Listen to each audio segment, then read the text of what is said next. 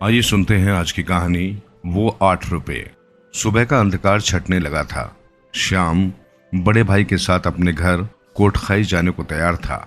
श्याम के मन में एक ही चिंता थी कि उसके पास कुल 8 रुपए थे। शायरी से शिमला का किराया ₹2.25 का था, जबकि शिमला से कोटखाई का किराया ₹3.5। एक व्यक्ति का किराया भी ₹5.25 बनता था। आने वाले 2 लोग थे। अगर श्याम अकेला भी आता तो ये किराया काफी होता। ₹3.25 फिर भी बच जाते। ₹2 का श्यामू खाना खा लेता, 75 पैसे की चाय आदि भी पी लेता। श्यामू 2 माह की छुट्टियां बिताने हर वर्ष शायरी अपने ताया और मौसी के पास आता था। श्यामू ने 8 रुपए अपने बड़े भाई को दिए और स्वयं चिंता मुक्त हो गया। अब बड़ा भाई जाने कैसे कोटखाई पहुंचता वो सोचने लगा। ये 8 रुपए उसके चाचा ने कल ही दिए थे। श्याम के माता पिता ने 8 रुपए तब दिए थे जब कोटखाई से शायरी आया था। आते समय तो उसके चाचा बापू राम साथ थे, उन्होंने ही श्यामू का किराया दिया था। श्यामू की जेब में ये 8 रुपए इसी तरह पड़े थे। एक दिन नंबरदार मामला लेने आया। ताया ने श्यामू से पूछा, तुम्हारे पास कुछ पैसे तो नहीं हैं? श्यामू ने 8 रुपए ताया को दे दिए। ताया ने उन पैसों से मामला सुलझा लिया। आज श्यामू और सूरज ने कोटखाई जाना था। ताया ने वही 8 रुपए श्यामू को वापस दिए थे। ताया रात 3 बजे उठकर अदरक की एक गांठ पानी से धोकर एक बोरी अदरक को तैयार कर चुके थे। जब श्यामू और सूरज तैयार होने लगे तो ताया बोरी उठाकर जाने लगे। जाते जाते कह गए, मुझे समय लगेगा और तुम दोनों भी तैयार होकर आ जाओ। 6 बजे श्याम और सूरज तैयार थे। सूरज ने कहा, चल श्याम, हम टूट तक पैदल ही चलते हैं। टूटू से शिमला का दोनों का किराया ₹1 लगेगा। शिमला से कोटखाई के ₹7 लगेंगे। श्यामू ने भी पैदल चलने का फैसला कर लिया। घर से दादी ने 4 किलो घी का डिब्बा और 5 किलो अदरक भी डाल दिया था। उठाने के लिए सामान काफी हो गया था। सामान के साथ श्यामू को चलने में काफी कठिनाई हो रही थी, परंतु फिर भी वो सूरज के साथ पूरी चाल से चल रहा था।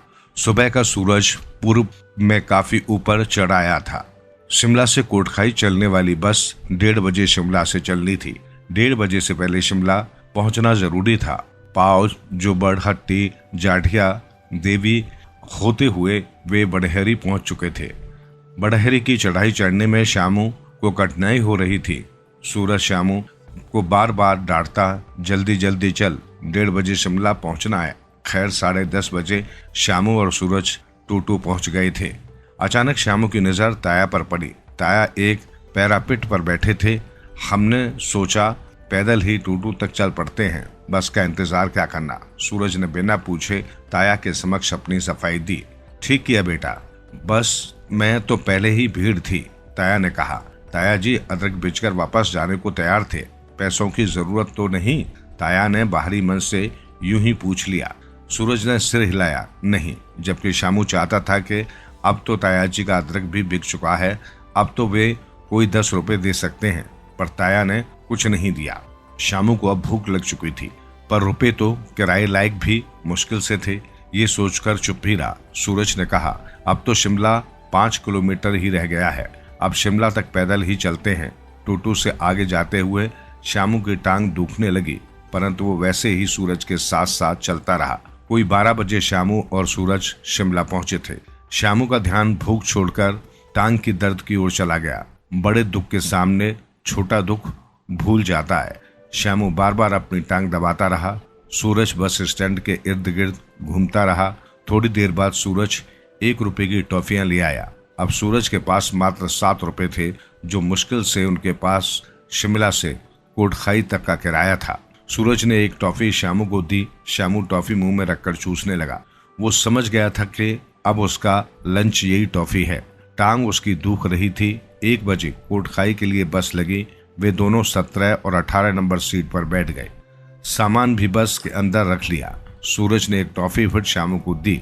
टॉफी चूसते उसे लगा वो एक एक्सप्रिन की गोली चूस रहा है। 10 मिनट बाद जब बस चल पड़ी, खंबे दुकानें पीछे की ओर भागने लगे। थोड़ी देर में श्यामू की टांग की पीड़ा भूल गया।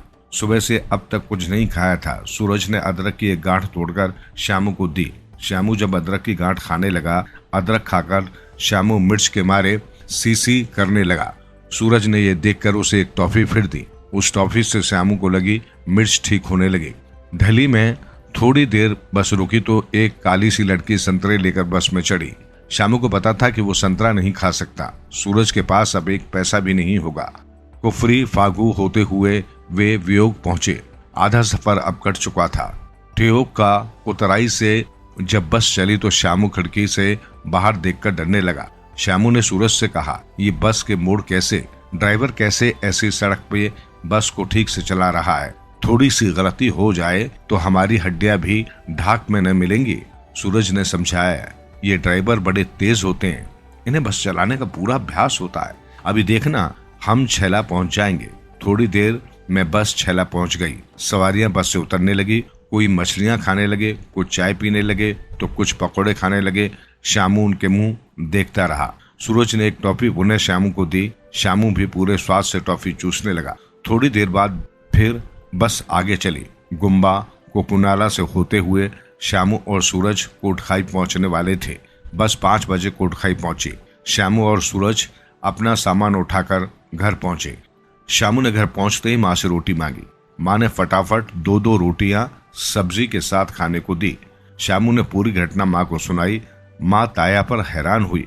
क्या ताया बच्चों को 10 रुपए नहीं दे सके? खैर, श्यामू और सूरज अपने घर पहुंच चुके थे।